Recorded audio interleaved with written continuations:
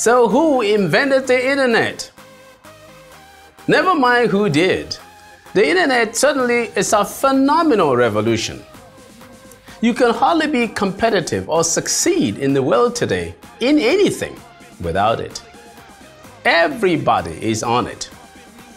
Today, internet penetration is about 42%, with over 3 billion users worldwide, out of a total global population of about 7.3 billion people.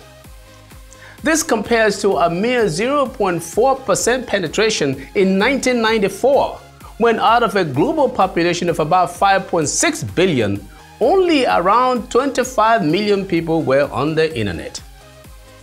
The internet is used by medical doctors, lawyers, engineers, yes, even economists as a source of information.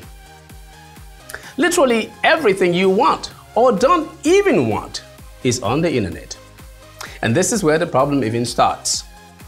So clearly, the internet is invaluable, but it can also hurt you. Not every statement or story on the internet is correct. Some people have chosen the internet because that is where it is possible to post every kind of falsehood, literally with impunity. Believe me, I know this for a fact.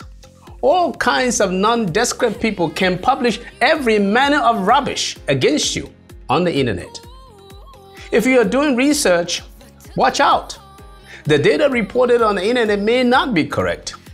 You must make sure of the validity, authenticity, and authority of the site from where you are getting your information. And then recently, people are creating false websites or pages of their enemies to damage their image. People are also invading or crashing websites to cause harm or to steal information from potential competition. And also now recently, large caches of data have been stolen from the online cheating site AshleyMadison.com. AshleyMadison.com is a site that promotes extramarital affairs. Now, the stolen data from the site have been posted on the internet by an individual or group that claims to have completely compromised the company's user databases, financial records, and other proprietary information. The leak is already causing serious problems for many unsuspecting spouses among the 37 million users of the hookup service, whose slogan is, "Life is short, have an affair." The perils of the internet. Our economics you can use.